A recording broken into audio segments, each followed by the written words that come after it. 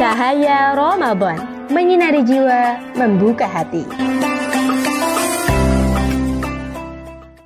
Assalamualaikum warahmatullahi wabarakatuh. Insan muda Cahaya Ramadan kali ini dengan tema pendidikan permisif, dilema, dan krisis karakter bangsa. Fenomena pendidikan permisif di Indonesia semakin memprihatinkan. Generasi muda diharapkan menjadi penerus bangsa, menghadapi tantangan serius dalam hal ini kedisiplinan, tanggung jawab, dan penghormatan terhadap nilai moral.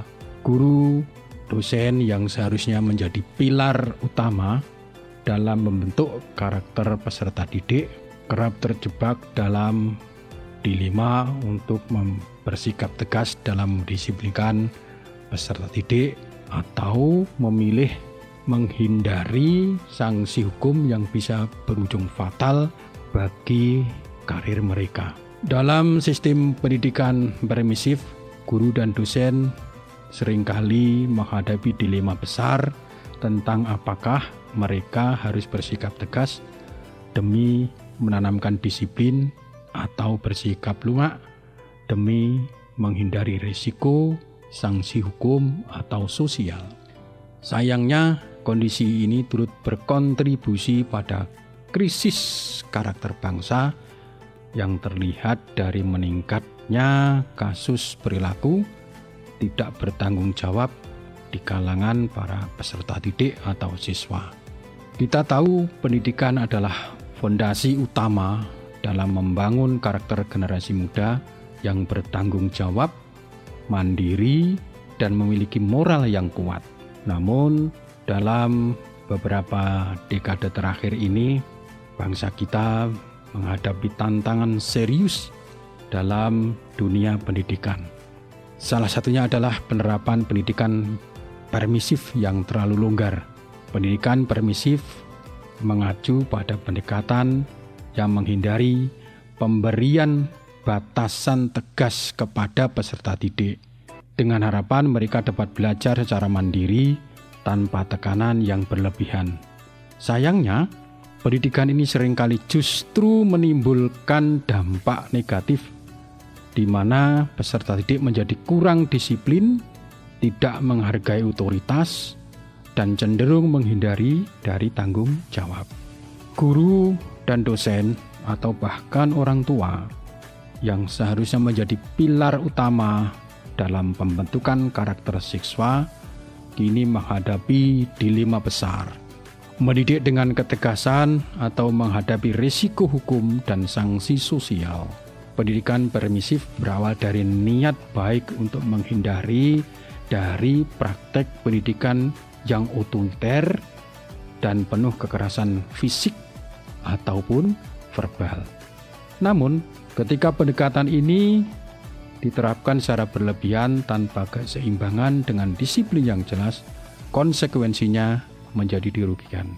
Insan muda Cahaya Ramadan yang berbahagia, anak-anak yang dibesarkan dengan minim disiplin cenderung untuk kurang menghargai otoritas yang membuat ketidakjelasan batasan, membuat anak sulit memahami pentingnya menghargai aturan dan figur otoritas. Minim tanggung jawab sehingga kurang konsekuensi yang jelas terhadap pelanggaran, membuat anak terbiasa menghindari dari tanggung jawab. Kontrol diri yang lemah, dalam hal ini pendidikan yang terlalu permisif, membuat anak sulit mengendalikan emosi dan perilaku mereka sendiri. Kita ambil contoh yang nyata dalam kehidupan kita, banyak kasus kenakalan remaja yang mencuat belakangan ini. Seperti kalau kita di Jogja misalnya, seperti kasusnya tawuran, perundungan atau bullying, baik itu fisik, verbal, sehingga perilaku meremehkan guru yang di ruang kelas yang seringkali kita bisa melihatnya dalam video yang viral akhir-akhir ini di media sosial. Selain itu munculnya fenomena generasi instant gratification yang lebih mengutamakan hasil cepat yang semuanya adalah serba instan. Pengennya adalah langsung jadi tanpa adanya proses panjang. Nah, ini yang memperburuk kondisi saat ini. Generasi ini cenderung mencari kesenangan instan, menghindari tantangan, dan kurang memiliki daya juang dalam menghadapi kesulitan hidup. Fenomena ini memprihatinkan betapa pendidik ini dihantui, atau guru, dosen, ustadz atau ustadzah misalnya, kini dihantui rasa takut dalam menjalankan tugas mereka sehari-hari. Dilema guru dan dosen di Indonesia dalam kondisi saat ini, saya mengatakan demikian, dalam posisi yang serba salah.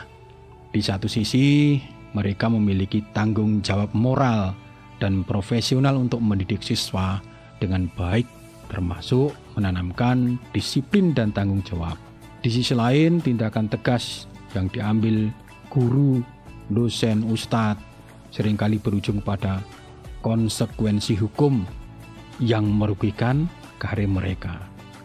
Saya ambil contoh misalnya adalah kasus yang menimpa guru di SMK N1 Taliwang ya, dari Nusa Tenggara Barat, menjadi bukti nyata yang namanya Akbar Surasa.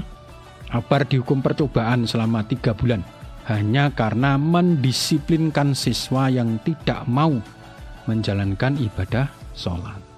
Tindakan yang bertujuan mendidik tersebut justru dianggap sebagai penganiayaan oleh pengadilan. Nah, kasus serupa yang beberapa waktu lalu kita juga bisa melihat di media sosial atau di televisi yang terjadi pada Saifur Rahman Afandi, guru SD di Banyuwangi yang dihukum dengan alasan memukul kaki siswa menggunakan penggaris dalam upaya untuk mendisiplinkan diri. Ini fenomena yang memprihatinkan betapa pendidik atau guru dihantui rasa takut dalam menjalankan tugas mereka. Karena apa? Tanpa dukungan yang jelas dari regulasi dan masyarakat, para pendidik, guru, dan dosen akan cenderung memilih sikap pasif dan menghindari konfrontasi. Yang apa pada akhirnya adalah merugikan peserta didik atau murid itu sendiri. Penurunan karakter generasi muda, kalau kita bisa melihat dari rilis Kemendikbudristek yang kita lihat pada tahun 2023 sampai dengan 2024 kemarin, ini mencatat peningkatan kasus perundungan sebanyak 17 sampai dengan 18% dengan dibandingkan tahun sebelumnya. Selain itu juga kita bisa melihat di survei nasional yang dilakukan oleh Lembaga Perlindungan Anak menunjukkan bahwa 1 dari 5 siswa mengaku tidak menghargai peraturan sekolah. Fakta lain misalnya yang bisa kita lihat adalah menurunnya partisipasi siswa atau peserta didik dalam kegiatan ekstrakurikuler yang membentuk karakter pribadi mereka, misalnya pramuka, palang merah remaja, organisasi intrasekolah, kemudian sarana yang lain bisa membentuk karakter justru mulai ditinggalkan. Mereka sekarang tidak berfokus kepada istilahnya kegiatan-kegiatan yang menunjang tentang pengembangan diri mereka, tetapi justru pada media sosial, TikTok, Instagram, yang semuanya adalah bersifat instan. Maka perlu kita pendekatan-pendekatan yang seimbang. Untuk mengatasi masalah ini maka perlu yang pertama adalah peran orang tua yang utama dan pertama. Kemudian yang kedua adalah guru dan dosen perlu dilatih dalam menerapkan metode disiplin yang positif. Yang ketiga adalah pendidikan karakter yang tidak hanya menjadi tanggung jawab sekolah, tapi juga melibatkan peran masyarakat yang harus dikontrol oleh masyarakat itu sendiri maupun oleh pemerintah. Dan yang terakhir adalah bagaimana peran agama. Kita tahu bahwa pendidikan itu kalau dalam agama Islam pendidikan itu adalah sepanjang hayat. Dan yang terpenting adalah ilmu itu adalah di atas, akhlak itu adalah di atas ilmu. Untuk itu, pendidikan agama memiliki peran yang sangat strategis dalam bentuk karakter bangsa. Di tengah arus globalisasi dan kemajuan teknologi, kita tahu bahwa pendidikan agama tidak hanya berfungsi sebagai penyampaian nilai-nilai spiritual, tapi juga sebagai pondasi moral yang kokoh bagi individu dan masyarakat itu sendiri. Demikian saya Muhammad Khairuddin, sampai jumpa di Cahaya Ramadan berikutnya. Wassalamualaikum warahmatullahi wabarakatuh.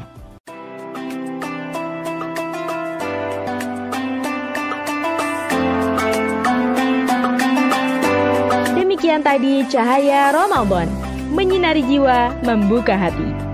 Program ini dikembangkan oleh Pusat Pengembangan Teknologi Dakwah UIN Sunan Kalijaga, Yogyakarta.